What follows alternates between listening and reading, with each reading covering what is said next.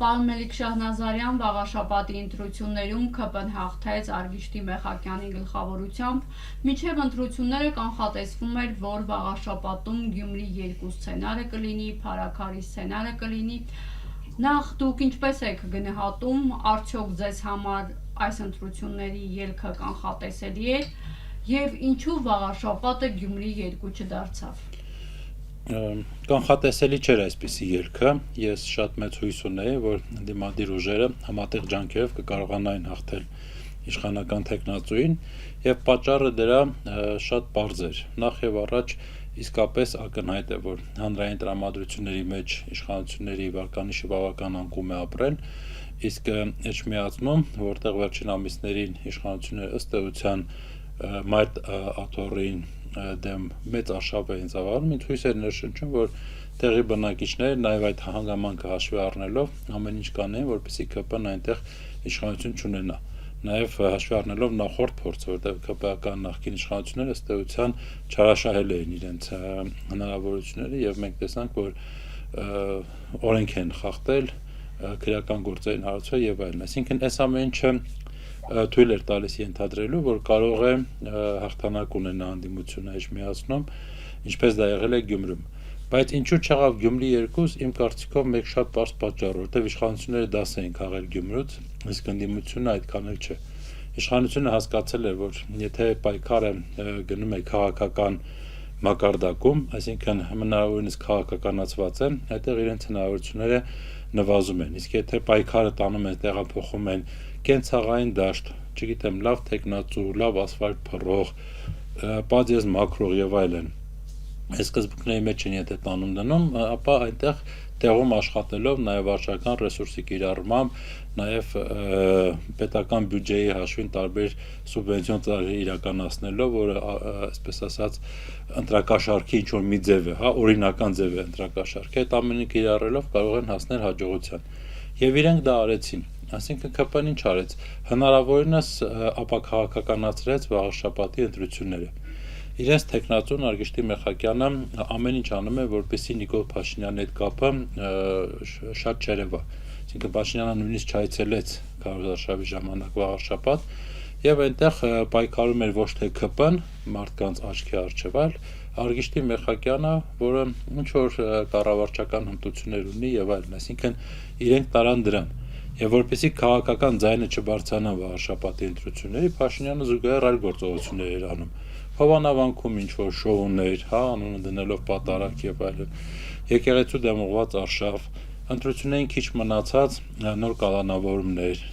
մի տղաների Վազգեն Սաղաթելյանի եւ Նարեկ Սամսոնյանի, այսինքն ամեն ինչ արեց, որպեսզի հանրության ուշադրությունը վաղաշաբաթի չեղվի դեպի այլ գործընթացներ, որպեսզի վաղաշաբաթի ընտրությունը չլինի քաղաքական ընտրություն, չլինի արժեքների ընտրություն, չլինի այդ ՔՊ-ի բառից բուն իմաստով ընտրություն, այլ հենց տեղային լոկալ կենցաղային բաների վրա հիմնված ընտրություն։ Եվ դա հաջողվեց իրենց։ Փաստացի ես էլի առիթ ունեցել եմ ասելու, որ վաղաշաբաթում ոչ թե ՔՊ-ն է հաղթել, այլ վաղաշաբաթում հաղթել է ապաքաղաքականությունը։ ՔՊ-ի ապաքաղաքական թեկնածուն, որը ամեն ինչ արել է, որպեսզի հանկարծ մարդիկ չհասկանան, թե ինչի մասին է այդտեղի ընտրությունը։ Այսինքն ըստ ձեզ ստացվում է, որ վաղաշաբաթցիները իրենց ձայնը տվել են Արգիշտի Մեխակյանին, հաշվի առնելով նրա ընտանիքը, նրա հոր անցած ուղին եւ ոչ թե ՔՊ-ին։ Հաշվի առնելով նաեւ այն փաստը, օրինակ մինչեւ ընտրությունները սուբվենցիոն ծրագրերով 500 միլիոն դրամ է ներդրվել ճանապարհներ կառուցելու համար կամ այս կամ այն սոցիալական խնդիրները լուծելու համար։ Մարդիկ ասեն, տարբերություն չկա, կառավարիչը հիմա աշխատում է։ Ու բացի դրանից իհարկե մեծ բան կարևոր նշանակություն ունեցավ հենց վարչական ռեսուրսի կիրառումը։ Այսինքն ըստ էության, եթե ավելի խորքը նայենք մաթեմատիկային այդ ընտրությունները, մենք կտեսնենք, որ վարշապատցիների մեծ մասը նույնիսկ այդ ընտրություններին չէր մասնակցել, այսինքն տարբերություն չէր տեսնում, ով կլինի այնտեղ ղեկավար, միևնույնն է հասկանում, որ կենցաղային հարցերը, որ ով է լինի այդ ասֆալտը մեկը փռելու էր։ Այդ լույսի ներքո իշխանություններին հաջողվել է իրենց ընտրազանգվածը վարչական ռեսուրս կիրառելով եւ այլն բերել ընտրատեղամաս ու ստանալ մեծամասնություն։ Այսօր ԵՄ երբ այդ վարչական ռեսուրսների կիրառման մասին հարց ուղղեց Դավիթ Խուդատյանին, հատկապես այս սուբվենցիոն ծրագրերի մասին, նա պատասխանում է, որ այս ծրագրերը այսպես թե այնպես պետք է իրականացվեին, դա նախատեսված էր, մրցույթը հայտարարված էր եւ ըստ էության կապ չունի քարոզարշավի հետ։ Այո, այդ ծրագրերը այսպես թե այնպես պետք է իրականացվեն, բայց բախտի բերմամբ թե պատահմամբ դրանք միշտ սկսում են իրականացվել հենց քարոզարշավի նախորդող փուլում կամ քարոզարշավի ժամանակ։ Եվ սա ակնհայտ է, դա գործիքակազմում է, որ այս իշխանությունները վաղուց են կիրառում եւ ոչ միայն վաղ շաբաթում։ Ցանկացած թե որտեղ սպասում են ընտրություններ, հանկարծ տեսնում ենք, որ այդ ծրագրերը սկսում են շատ ավելի մեծ ակտիվությամբ կատարվել, լրացուցիչ ինչ-որ միջոցներ ներդրվում եւ այլն, ասում են դե պետությունը պետք է աներ, այսպես թե այնպես պետք է աներ, բայց դա պետք է աներ նախորդ տարիների ընթացքում, ոչ թե քարոզարշավի ժամանակ եւ նաեւ առիթ տալ իրենց տեխնացուին ամեն եթերներում բոլոր հանրահավաքների հանդիպումների ժամանակ բնակիչների հետ դրանց վրա հղումներ կատարելով ասել տեսեք թե մենք ինչ ենք անում ձեզ համար ասել է, չէ, Արգիշտի Մեխակյանը այդ ամեն ինչը եւ հանրայինի եթերում է ասել եւ տարբեր հարցազրույցներում է ասել եւ հանդիպումների ժամանակ։ Այսինքն դա այսպես թե այնպես պետք է անել, բայց միևնույն է դա դարձեցին քարոզարշավի մի մաս։ Եթե նայում ենք ընտրության արդյունքները զուտավաբանորեն, ապա վաղաշաբաթում Արգիշտի Մեխակյանի ձայները ավելի քիչ էին, քան հաղթանակ դաշինքի տեխնացու Սևակ Խաչատրյանին։ Ինչ է կարծում, ինչով էր պայմանավորված այս պատկերը եւ եթե չլիներ Խոյ համայնքի միավորումը, արդյոք Արգիշտի Մեխակյանը կարող է այդքան ձայն ստանալ։ Դե այո, քաղաքում մարդիկ ամեն դեպքում ավելի քաղաքական են մտածում, իմ կարծիքով, այսինքն փորձում են հարցի ավելի խորքը տեսնել, երկրորդ, երրորդ շերտերը տեսնել, դրա համար քաղաքներում որպես կանոն դա այդպես է, այսինքն իշխանությունը մշտապես ձախողում է եւ քանի գնում ավելի մեծ է դառնում այդ տարբերությունը։ Դրա համար հիմա դժվար ասել, եթե այսպես չլիներ, այնպես լիներ, ամեն դեպքում ակնհայտ է, որ այն ձայները, որ ստացել 15000 ձայն, ամեն դեպքում դա ինձ համար անսպասելի էր, որովհետեւ նորից եմ կրկնում, Էջմիածինը եւ Վաղաշաբաթը ընդհանրապես այն համայնքն է, որտեղ խնդիրները շատ ավելի լուրջ են, իրենք արդեն տեսել էին այս իշխանության ապաշնոր կառավարումը, իրենք տեսնում էին այս իշխանության հարձակումը մեր սրբությունների սրբոցի վրա եւ ըստ էության այդ ֆոնի վրա 15000 ձայն, այո, իմ կարծիքով չափազանց շատ էր այդ իշխանության ներկայացուցիչի համար։ Հիմա այո գյուղական համայնքներն են ավելի շատ այո կանխորոշել գյուղական համայնքներում էր այդ վճռորոշ ձայնը, որը ստացավ Մեխակյանը։ Գյուղական համայնքներն էին, այստեղ էլի խնդիրներ կա, որ ընդդիմադիր մյուս տեխնացուները ցավոք սրտի չկարողացան համապատասխան քանակով ձայն հավաքել, այսինքն էլի բանը մրցակցությունը եղավ, այսպես ասած հանրությունը բոլոր տեխնացուներին երկու ճամբարի բաժանեց, սևի եւ սպիտակի, ընտրեց այսպես ասած սևի խորհրդանիշի եւ սպիտակի խորհրդանիշի եւ ձայները այստեղ գնաց, այսինքն այլընտրանքային տարբերակներին հանրությունը այդքան ուշադրություն չդարձրեց, ինչը էլի խնդիր է եւ կարծում եմ, որ ընդդիմությունը սրա մասին պետք է իսկապես լուրջ մտածի, հա, հասկանա, որ ի վերջո այդ բևեռվածությունը հանրության մեջ չափազանց մեծ է եւ այդ միջին հատվածները կամ այլընտրանքային տարբերակները ըստ էության դեռևս ազդեցություն չունեն։ Ունեք վերլուծություն, ինչու ընդդիմությունը Էջմիածնում չկարողացավ մեծամասնություն ստանալ, որն է պատճառը, արդյոք սխալ մարտավարություն էին ընտրել, թե քաղաքացին միևնույն է մերժում է նախկիններին, մերժում է ընդդիմությունը եւ նախընտրում է իշխանությանը ձայն տալ։ Դե եկեք անկեղծ խոսենք, նախկիների խնդիրը այստեղ ընդհանրապես չկար։ Օրինակ հաղթանակ դաշինքը ասոցիացում է նախկինների հետ եւ հասկանում եմ, բայց տեսեք ամբողջ տեխնացուներ նաեւ այսպես ընդդիմադիր թևներ ներգրավված։ Ընդդիմադիր է, դա միանշանակ ընդդիմադիր է, այո, այնպես է ստացել, որ նախորդ իշխանությունների հիմնական ներկայացուցիչները ընդդիմության դաշտում են այսօր։ Ոչ բոլորը, բայց հիմնականը։ Ես արդեն ասացի պատճառը, իմ կարծիքով պատճառը ընտրության ոչ քաղաքական լինելն էր։ Այսինքն ընդդիմության սխալը այն է, որ տրվեցին այլ օրակարգերի, այդ նույն հովանավանքի հետ կապված նույն եկեղեցու դեմ արշավ եւ այլն, այսինքն քննարկում էր ընդհանրապես ուրիշ բան, չէր քննարկում այն ինչ որ հողի վրա, գետնի վրա այս պահին պետք է որոշեր համայնքի ճակատագիրը, համայնքի ապագան։ Ընդդիմության խնդիրը սա էր, ոչ թե ասոցիացիաները նախկին ղեկավարների հետ եւ այլն, այլ հենց այն, որ քաղաքական չէր այդ ընտրությունը։ Իսկ եթե դու չես բերում արժեքների դաշտ, եթե դու քաղաքական չես, ռեսուրսների տեսակետից ընդդիմությունը միշտ զիջում է իշխանություններին, սա բնական է։ Այսինքն աշխատել է բացառապես ռեսուրսը, վարչական ռեսուրսը, ինչի մասին որ խոսացինք։ Մենք քվեաթերթիկ ընտրողը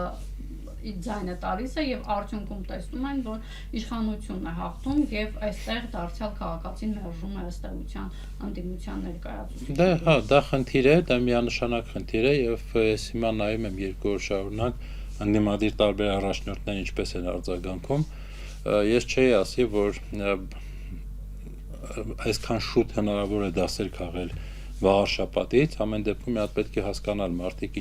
ինչով առաջնորդվեցին այդ քվեն տալուց եւ այլն, լավ գնահատական է պետք է, այս զուտ թվերը դեռ բավարար չեն նման եզրահանգումներ անելու համար, բայց իմ կարծիքով այո ընդդիմությունը պետք է հետեւություններ անի եւ հասկանա, որ ժողովրդի պատվերը որն է, իրական պատվերը որն է։ Մինչև դա չհասկանանք, իմ առաջի տարբերակը նա ինչ մասին հանդարտ խոսում եմ, քաղաքականացնել բոլոր process-ները, եթե չկա քաղաքականություն, զուտ կառավարչի ընտրությունը ժողովրդի համար տարբերություն չկա, լավ է անցնցում լինի, այդպես է մարդը ընկալում, քան եթե միևնույն է բան չի փոխվելու, հա, եթե իր ընկալման մեջ այդպես է։ Եթե դու տանում ես ոչ թե քաղաքական պայքար, այլ զուտ գնում ես ասում ես ես ավելի լավ ասֆալտ կանեմ, բնակիչը ասում է դե նա սրանք էլ են ասֆալտ անում, էլ ինչի փոխեմ։ Այնա անում են էլի, կամ չգիտեմ, այնա սրանք էլ են աղբահանությամբ զբաղվում, էլ ինչու փոխեմ։ Պետք է իրական փոփոխություն առաջարկել, նոր առաջարկ, իշխանությունը ունի այդ առաջարկը հանրությանը, ընդդիմությունը չունի ցավոք սրտի, այո։ Ինչու այդ մասին ռեալ չեն մտածում, այլ նույն հին գաղափարներն են, որոնք որ առաջ են տանում եւ արդյունքում տեսնում ենք, որ քաղաքացին այն չի ընդունում ըստ էության։ Ես չեմ կարծում, որ չեն մտածում են, բայց դժվար է ձևակերպել ոչ պոպուլիստական իրական առաջարկ։ Ասենք Փաշինյանը գալիս է ասում է խաղաղություն են բերել։ Խաղաղություն չկա, բայց ինքը դա վաճառում է ճակերտար հանրությանը որպես արժեք, որին արդեն ինքը հասել է եւ այլն։ Ընդդիմությունը նման պոպուլիստական քայլերով չի կարող, ոչինչ չի կարող գալ ասել խաղաղություն են բերել, լավ հասկանալու, որ խաղաղություն չկա եւ այդ խաղաղությունը դեռ պետք է նվաճել։ Հիմա եթե ընդդիմությունն էլ մտավ պոպուլիզմի դաշտ, իշխանությունն էլ է տեղ եղավ, ես չգիտեմ պետությունը դրանից ինչքան կշահի, ինչքան չի շահի։ Երևի թե կարևոր հարցերում ամեն դեպքում ընդդիմությունը ստիպված է մնալ ազնվության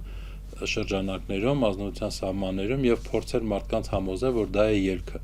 որ այո, խաղաղության համար մենք ստիպված ենք լինելու անցնել բարդ ճանապարհ։ Չգիտեմ որքան բարդ, նոր պատերազմ կլինի դրա համար թե չէ, բայց ամեն դեպքում դա մեզ որպես երկնային պարգև երբևէ չի տրվելու։ Պետք է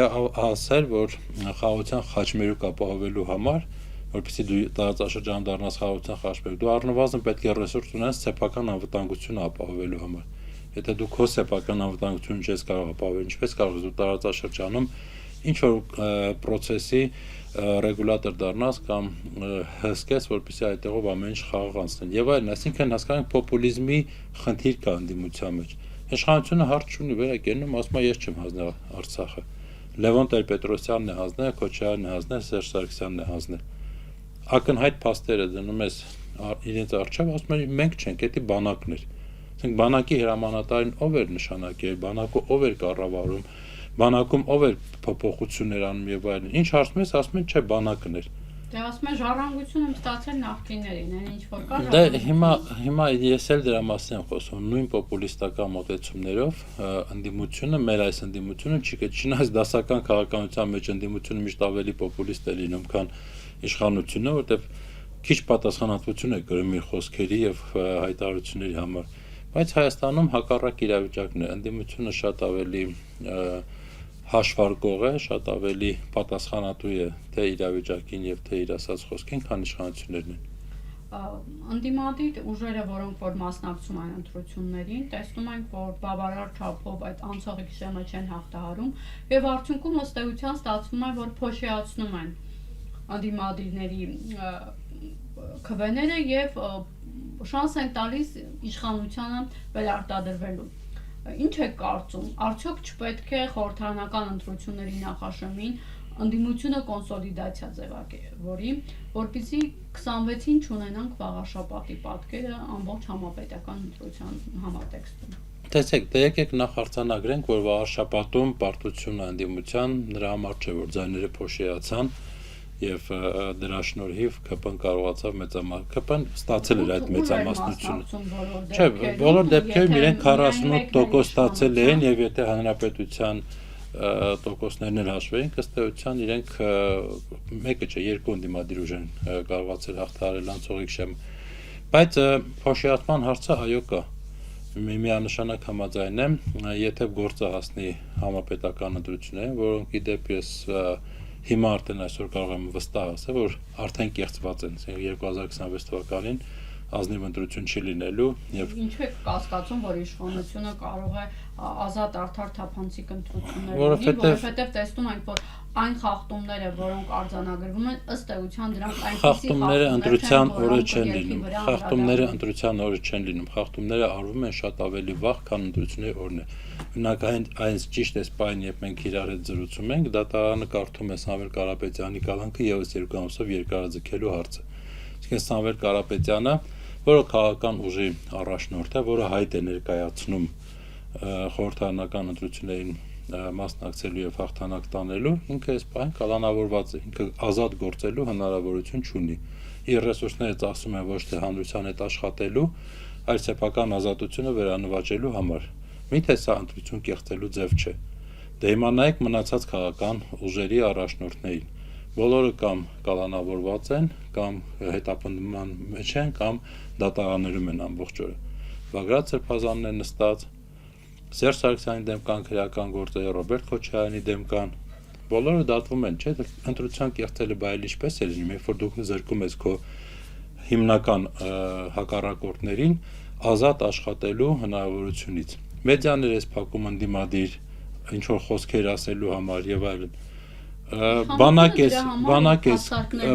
ժամկետներ ես կրում։ Ինչու այս մեկի դեպքում, այսպես այն մեկի դեպքում այնպես։ Ընդդիմադիր քաղաքապետները ձերբակալում, շատ տանող ձայներ,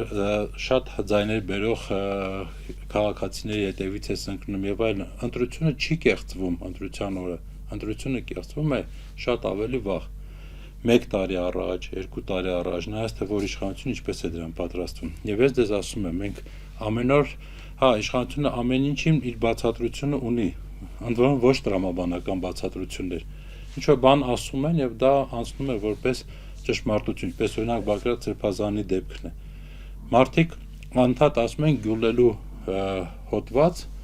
կամ նման սպառնալիք չի եղել։ Բայց չէ, դատարանում եւ խորհրդարանում այս իշխանությունը շարունակ ասում է, Բագրատ Սրբազանը ուզում էր դուրս գալ եւ մարդկանց գյուլեր։ Ու դրա հիման վրա, այդ ցույց պնդումների հիման վրա ձերբակալում են կամ գնում է խորհրդարան, քննչական կոմիտեի ղեկավարը եւ ասում է, որ Բագրատ Սրբազանը ահաբեկչության ծրագիր է իր ձեռքով գրել եւ այդպես է կոչել։ Մարդը ասում է չկա դες բան սուտ է, փաստեր բերեք, չեն բերում, բայց միևնույնն է այդ սուտ կեղծ հիմքերով շարունակում են կալանավորած բայել ընդդիմադիր առաջնորդներին։ Այդպես է չիմացանք ինչ նկատի ուներ Բագրատ Սրբազանը։ Չի չիմացանք, շատ լավ հրապարակվել է, շատ լավ ասում է, եթե լինենք իշխանություն եւ եթե լինի պատերազմ, եթե այդ պատերազմում ինչ որ մարդիկ, ուժեր, հակառակորդի օգտին աշխատեն, մի երկու օքու գյուլես բոլորը խելքի կգան։ Դրա մասին է կոնտեքստը, ենթակոնտեքստը շատ բացահայտ տրված է եւ ձայնագրությունները ներկայացված են հանրությանը։ Այստեղ երկրորդ կարծիքը չկա։ Բայց Բագրատ Սրբազանի գործը դեռ մի կողմ։ Գյումրում ընդդիմադիր քաղաքապետին ձերբակալեցին, ինչի համար ոչ մեկ հստակ չգիտի։ Մասի ընդդիմադիր քաղաքապետին ձերբակալեցին, ինչի համար ոչ մեկ չգիտի։ Գործը հարուցած է։ Դե գործը հարուցած է։ Տեսեք, Դավիթի դեպքում Համբարձումյան Եղել է միջադեպի ոչ մի մասնակից ձերբակալված չի, միջադեպի ոչ մի մասնակցի մասին տեղեկություն չկա, ձերբակալված է միայն ենթադրյալ կազմակերպիչը, ընդ որում այնպիսի խիստ պատիժ է կիրառված, որը երբևէ չի կիրառվել։ Այսինքն փաստարկներ բերվում է ըստ իրենց մեկնաբանությունների, ինչպես իշխանությունը ցանկանում է, այդպես էլ մեկնաբանում է։ Նույն Նարեկ Սամսոնյանի գործը, հա, հիմա մարդը ասում է ինչ բառ օգտագործելու համար են իրեն կալանավորել։ Ուղիղ ասում է, կոնկրետ Նարեկ Սամսոնյանի պարագայում։ Դրա համար ես համոզված եմ, որ իշխանությունները արդեն իսկ եղել են 2026 թվականի ընտրությունները, իրենք սահմանափակումներ են դնում բոլոր ընդդիմախոսների եւ ընդդիմադիրների գործողություններում, ամեն ինչ անում են, որպեսզի այդ մարդիկ չկարողանան ընտրություններին ինչպես հարկն է մասնակցել։ Դե դրան գումարած կա նաեւ մեծ արտաքին աջակցություն դեմս, օրինակ այսպես կոչված խաղաղության պայմանագրի, հա, որը պատերազմում դավաճանված եւ պարտություն կրած ժողովրդի համար միշտ ընդունելի եւ հասկանալի եւ ցանկալի լուր է, որ արդեն խաղաղությունը այլևս պատերազմ չի լինելու, չգիտեմ, ինչ որ այսպես կոչված Թրամփի ուղիների եւ այլնի, մենք տեսնում ենք, որ թե ներքին, թե արտաքին դաշտում այս իշխանությունները շատ ավելի շատ վաղուց արդեն գործում են այդ ընտրություններում հաղթելու նպատակով եւ կարելի ասել բավական հաջող են գործում։ Ինչ վերաբերում է ընդդիմության կոնսոլիդացիային, այո, դա լավագույն սցենարը կլիներ, իհարկե, որպեսզի կարողանար ճիշտ ընդդիմությունը հաշվարկել իր հնարավորությունները, ով է անցողիկ, ով անցողիկ չէ, ով ինչքան վարկանիշ ունի եւ ճիշտ դասավորել, բայց ցավոք սրտի միշտ չի, որ ցանկալին իրականություն է դառնում, ցավոք սրտի ընդդիմության ներսում խնդիրները շատ են եւ դա էլ ընդդիմության ձախողումների հիմնական պատճառներից մեկն է, այսինքն միայն Նիկոլի եւ նրա թիմի աշխատանքը չէ, նաեւ ներքին տարաձայնությունների պատճառով հաջողություն չունի ընդդիմությունը։ Ընդդիմության լիդերները այդպես էլ չեն համախմբվում։ Դե մինչ այս բանը տեսնում ենք, որ չեն համախմբվում։ Նույնիսկ վարչապետի ընտրությունները հետաքրքիր բացահայտում ինձ համար բերեցին, որ բոլոր քաղաքական ուժերը ընտրության արդյունքները մեկնաբանեցին ըստ իրենց շահերի։ Այսինքն, եթե նրանք ովքեր ուզում են գնալ ընտրության 26 թվականին, ասում են այդ տեսեք, կես ընդդիմության կեսն է մասնակցել 30%, եթե մյուս կեսն է մասնակցել, ընտրություններում հաստատ կհաղթենք, impeachment-ի կողմնակիցները ասում են տեսեք, որ ընտրություններով հնարավոր չպետք է impeachment անել, մնացած, այսինքն ամեն մեկը հարմարեցրեց Էջմիածնի ընտրությունների արդյունքները իր օրակարգին եւ այդպես սկսում է քարոզել։ Եվ տեսանք, որ երեք արդեն խուզարկություններ իրականացվեցին հաղթանակ դաշինքի կողմնակիցների եւ անդամների տներում, ինչ է իշխանությունը նման ռեպրեսիաների գնում, եթե արդեն իսկ հաղթանակ է տարել Էջմիածնում։ Հա, որովհետեւ Էջմիածնի ընտրություններից հետո գալու են համապետական ընտրությունները։ Իրենք տեսել են, թե ինչքան արդյունավետ կարողացավ աշխատել այդ թիմը Էջմիածնում։ Հիմա հետապնդումներ կսկսեն, քրեական գործեր կկարեն, ինչ որ մասին կարող է կալանավոր, ինչ որ մասին կթողնեն, բայց այդ քրեական գործերը կպահեն, որպեսզի հենց սպասող համապետական ընտրություններից առաջ մոտենան այդ մարդկանց եւ ասեն, հիմա ձեր ընտրությունն է, ինչ եք անում, աշխատում եք ընդդիմության համար եւ դատվեք, թե գնում եք ձեզ համար հանգիստ ապրում եք եւ այս քրեական գործերը դեռ արխիվներում եք պահում։ Մեթոդը, որը փորձարկված է եւ անընդհատ է կիրառվում, եւ սա էլ է ընտրությունները կեղծելու ձև։ Փաշինյանը Մեխակյանին շնորհավորելու վերաբերյալ գրառում արեց եւ երկու կարեւոր կետ նրա այդ գրառմամբ հերթով անդրադառնանք առաջին գրառմամբ ասաց, որ վաղաշաբաթի ընտրությունները նախերգանք են 2026 թվականի ընտրություններին, նրա թիմակիցները ավելի այսպես կոպիտ բառապաշար օգտագործեցին, որ Սերժ Սարգսյանի, Ռոբերտ Քոչարյանի եւ մյուս ընդդիմադիրներին ջախջախել են վաղաշաբաթում եւ նույնը կկրկնվի նաեւ համապետական ընտրություններում։ Ինչ է կարծում, սա արդյոք քարոզչություն է, նախապատրաստելով հանրությանը խորհրդարանական ընտրություններին, փորձելով վաղաշաբաթի այս արդյունքները համապետական դարձնել։ Դե այո, դա տրամաբանական քարոզչություն է։ Իշխանության կողմից ունեցել են ինչ-որ միտեղ հաղթանակ, փորձելու են այդ հաղթանակը դարձնել համապետական նշանակության։ Նոր էլի վաղուց փորձարկված սցենարը դեռ մինչև հեղաշրջումը։ երբ որ նոր կյանքում ԿՊ-ից բան եղավ, այդ կոկորդիլոս աճացնող այդ բուծողը։ Գարիկ Սարգսյանը։ Հա, ճիշտ է, այո, Գարիկ Սարգսյան։ Այն ժամանակ հիշում եմ, այնպեսի քարոզչություն էին արել, կարծես թե ամբողջ թիմ ընտրություններով հաղթել են։ Ընդամենը մի գյուղում էին հաղթել, բայց քարոզչությունը այն էլ այո, դա կարևոր չէ, հայրական է չէ, բայց մի գյուղի էֆեկտով փորձում են ցույց տալ իբրև համապետական ազդեցության ուժ են։ Դա քարոզչական տեխնոլոգիա է, որը բոլորն են կիրառել, սրա համար հատուկ ինչ-որ քննադատելու բաներ չկա, այսինքն ընդդիմությունը հաղթեր, նույն ձևով ընդդիմությունն էր ասելու, այ Գյումրում հաղթեցինք, Էջմիածնում հաղթեցինք, այո, մնացածներ, համապետական այսպես ակնկալիքներ կար, որ ահա Գյումրին կարող է համապետական դառնալ։ Իրականությունը այն է, որ ոչ մի ընտրություն իրար նման չէ, եւ ես խորհուրդ եմ տալիս մեր ընդդիմադիր գործընկերներին չլինել հայտնի խոսք կա, որ գեներալները պատրաստում են նախորդ պատերազմներին, որ եթե անցած պատերազմում այսպես է եղել, ուրեմն հաջորդին էլ այսպես լինելու։ Այդ չնմանվել նման անցյալ պատերազմին պատրաստող գեներալների։ Գյումրին իր յուրահատկությունները ունի, Վաղաշապատը իր յուրահատկությունները ունի, համապետական ընտրությունները իրենց յուրահատկություններն են ունենալու։ Պետք է աշխատել ժողովրդի հետ, պետք է աշխատել ժողովրդի մեջ հասկանալու համար սոցիալական պատվերը որն է։ Եվ այդ իմացությամբ, գիտակցությամբ մշակել ծրագիր առաջարկ ու գնալ ընտրությունների, եթե գործը հասնի ընտրություններին։ Ես կարծում եմ, որ 2026 թվականի ընտրություններին հաղթելու համար անհրաժեշտ է շատ մեծ դժգոհության ալիք, այսինքն ժողովրդական մեծ աջակցություն է անհրաժեշտ։ Այդ ալիքը ձևավորելու նույնիսկ հնարավոր է մինչև ընտրությունները երկրում իրավիճակ փոխելու համար կա սահմանադրական գործիք impeachment, որը պետք է այս պահին արդեն գործի դրվի։ Չի կարող ընդդիմությունը հաջողության հասնել, եթե մինչև ընտրություն ոչինչ տեղի չունենա։ Պես հանգիստ մարդիկ ապրեն, ոչինչ տեղի չունենա եւ կան ընտրություններ, ասեն դե եկեք մեզ քվեարկեք, չի լինելու այդպես, բացառված է դա։ Impeachment-ից եք խոսում, խորհրդարանական ընդդիմությունը արդեն հայտարարել է, բայց ըստ էության կարող ենք ասել, որ ապարդյուն գործընթաց է, ձայներ չունի, իսկ ժողովուրդն էլ տեսնում եք, որ հնարավոր է այսպես ոտքի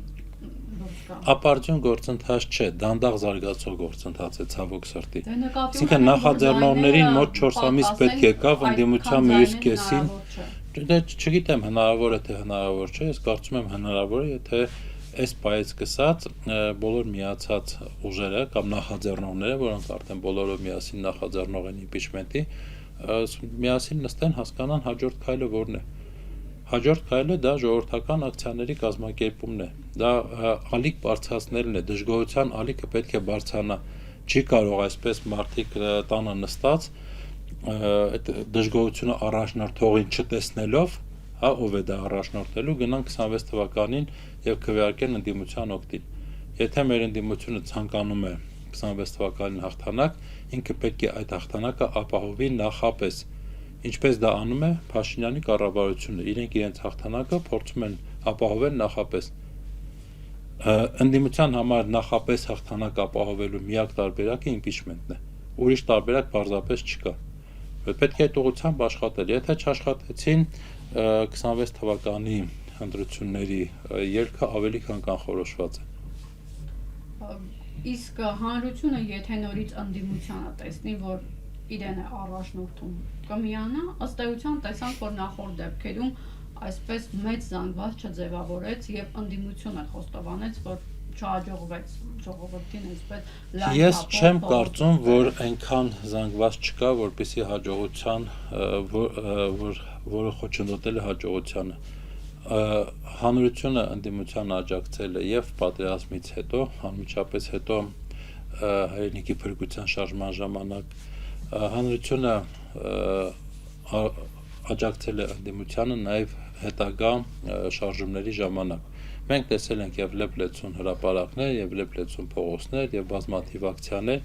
եւ այլն եւ այլն։ Խնդիրը այլտեղ է եղել։ Հանրային աջակցության մեջ չէր։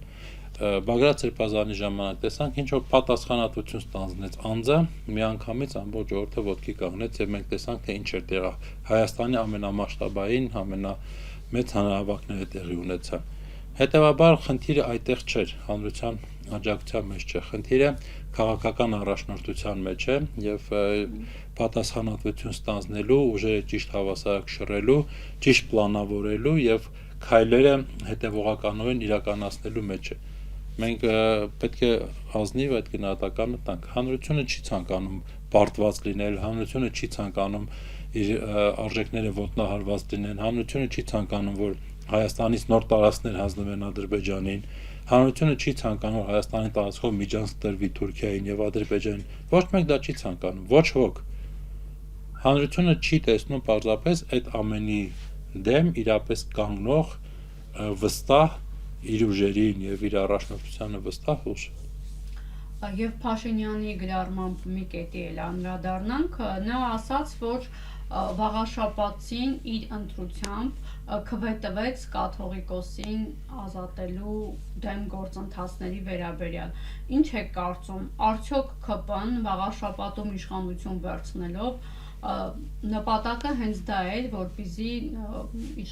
կաթողիկոսին հեռացնելու գործողություններ իրականացնի։ Չէ, ԿՊ-ի միակ նպատակը չէր դա, բայց ԿՊ-ն հիմա փորձում է մեկ կրակոցով մի քանի նպաստակ որսալ։ Նախ ասեմ, որ Փաշինյանի այդ գնահատականը նոր լիցք հաղորդեցի քվեապարի դեմ Արշավին, ինքը քվեապար չի ասում։ Եվ այլն, այո, բայց չէ, ներողություն, ես միտքս պետք է ավարտեմ։ Արդյոք վաղաշաբաթը կարող է իշխանության համար քարտ բլանշ լինել։ Չի կարող։ Իմ միտքն հենց դրա մասին էր։ Նախ, երբ որ ինքը ասում է, որ դա նոր լիցք հաղորդեցի, դա լկտի սուտ է։ Լկտիագույն մարդկանց խաբելու կեղտոտ մի փորձ, որը Փաշինյանը, որի մեջ Փաշինյանը հավասար չկա, ինքը դրա մեջ շատ է մասնագիտացած եւ հիմա նորից դրան է գնում։ Իսկ Արգիշտի Մեխակյանը, երբ որ գնում էր գյուղեր, երբ որ գնում էր Էջմիածնի փողոցներ, չէր ասում ինձ քվեարկեք, որ վեհապար հայրապետին հանենք։ Ասում էր ինձ քվեարկեք, որ ձեր աղբը մաքրեմ, ձիբիլը հավաքեմ։ Նա անգամ շրջանցեց կաթողիկոսի։ Այո, նա փախչում էր, բայց հետեւաբար, վաղաշաբաթները ոչ մի լիցք չեն տվել եւ ոչ մի մանդատ չեն տվել եկեղեցու դեմ Արշավի այս իշխանություններին, այլ հարցը, որ պետք է չքվեարկեին, որպեսզի դա հանկարծ այդպես չմեկնաբանվեր, դե հիմա մարդիկ ինչ որ այլ սկզբունքներով են առաջնորդվել, խնդիրը դա չէ, բայց հարցը այն է, որ վաղաշաբաթի քվեն ներկայացնել որպես վեհապարի դեմ եւ եկեղեցու դեմ Արշավի, այսպես ասած, կարտ բլանշ, դա ստորություն է, ստահակություն է եւ ամենակեղտոտ բանն է, որ շարունակում է անել, չի ուզում ասել, որ չկարողացած ասել, որ անում է այս իշխանությունը, դեռ շարունակում է, իրենք բարբերաբար են դա անում։ Մեր ժողովրդի եւ մեր պետության եւ մեր արժեքների դեմ։ Երկրորդը վեհապար հայրապետը Էջմիածնի կաթողիկոսը չէ։ Նա համայն հայոց հայրապետն է, ամբողջ հայ ժողովրդի հայրն է, հոգեվոր հայրապետն է, կաթողիկոսն է, ամենայն հայոց կաթողիկոսն է։ Միայն վաղաշաբաթում, եթե նույնիսկ նման բան լիներ, մարդիկ ասեին, հա, եկեք կաթողիկոսին հանենք, դա բավարար չէ։ Նա ազգընտիր հայրապետ է, նա էջմիածնեցիների ընտրած հայրապետը չէ։ Եվ սա էլ պետք է շատ լավ գիտակցենք բոլորս։ Դուք էլ նշեցիք, որ Արգիշտի Մեխակյանը, որ գնում էր հանրահավաքների, քարոզարշավի իր ծրագիրն էր ներկայացնում եւ ես նայել եմ այսպես այդ ծրագրում, որ ներկայացված էր, ոչ մի բառ չկար կաթողիկոսի հեռացման գործողությունների վերաբերյալ եւ արդյոք Փաշինյանը վաղաշաբաթում այդ 15000 ձայնը ստանալով, որոնք կոնկրետ հենց Մեխակյանի օգտին են քվեարկել, փորձ է անելու պատասխանատվությունը գցի վաղաշաբաթցիների վրա, ասելով, որ դուք ինձ այդ պողպատե մանդատը տալիս եք եւ ես իմ օրակարգն եմ առաջ տանում։ Ես կարծում եմ դուք ձեր հարցի պատասխանել շատ լավ գիտեք, այո, հենց այդպես էլ անելու է։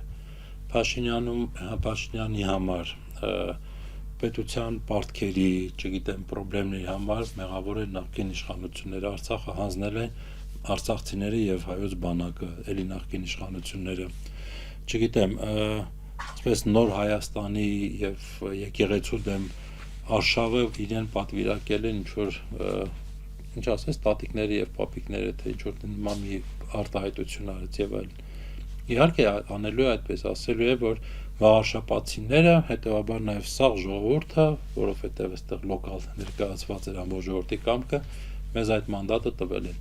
Մինչդեռ իրենց ոչ ոք նման մանդատ չի տվել եւ ես ավելի քան համոզված եմ, որ օրը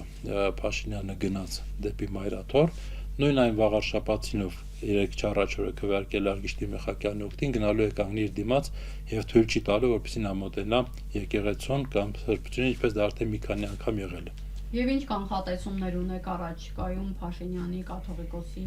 հեռացման ծրագրի վերաբերյալ, հնարավոր է գնա այսպես հոգևոր հավաքը, որը որ նախապես հայտարարել էր, իրականացնել։ Դա կարող է գնալ անել, բայց գիտեք, խնդիրը նույնիսկ այստեղ Փաշինյան եւ կաթողիկոս հարաբերությունները չեն։ Խնդիրը այն է, որ իր ներկայությամբ նա կեղտոտում է այդ միջավայրը։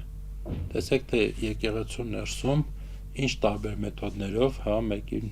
վախեցնելով, մեկին համոզելով եւ այլնով, տեսեք, թե ինչ process-ներ է ինքը փորձում հիմա վերանել, ի հայտ բերել։ Ինձ համար սա է ավելի շատ մտահոգիչ, որ ամեն դեպքում եկեղեցին փորձենք հեռու պահել այդ կեղտոտ խաղերից քաղաքական եւ խաղալիք դարձնելուց, գործիք դարձնելուց սրա կամ նրա ձեռքին։ Ես վստահ եմ, որ այս Փաշինյանի պես գործիչներ իհարկե եկեղեցի պատմության մեջ շատ է տեսել, ինչ որ մի ձև դա կհաղթահարվի, գանձնի կգնա, բայց նորից եմ ասում, հաղթանակներ կան, որոնք հաղթանակի արժեք չունեն։ Ես իմ մտահոգությունը հիմնական այն է, որ չկանգնենք այնպես իրավիճակի մեջ, որ դրանից հետո արդեն մեկ լինի, ինչ եղավ, ինչ չեղավ։ Հասկանում եք, ինչպես օրինակ Արցախում, հիմա շատերը ասում են, շենքերը քանդում են, են անում են։ Այո, շատ ցավալի է, բայց եկեք անկեղծ խոսենք, եթե Արցախը այս բանը կորսված է, դե հիմա շենքը քանդել են, ցավը դրանից շատ ավելի չի շատանում, քան այն ինչ որ կա։ Այսինքն տոտալ վերականգնման խնդրի առջև ենք մենք կանգնած Արցախում, չեմ ուզում, որ նման խնդրի առջև կանգնենք նաև եկեղեցու, պարագայում ընդհանրապես մեր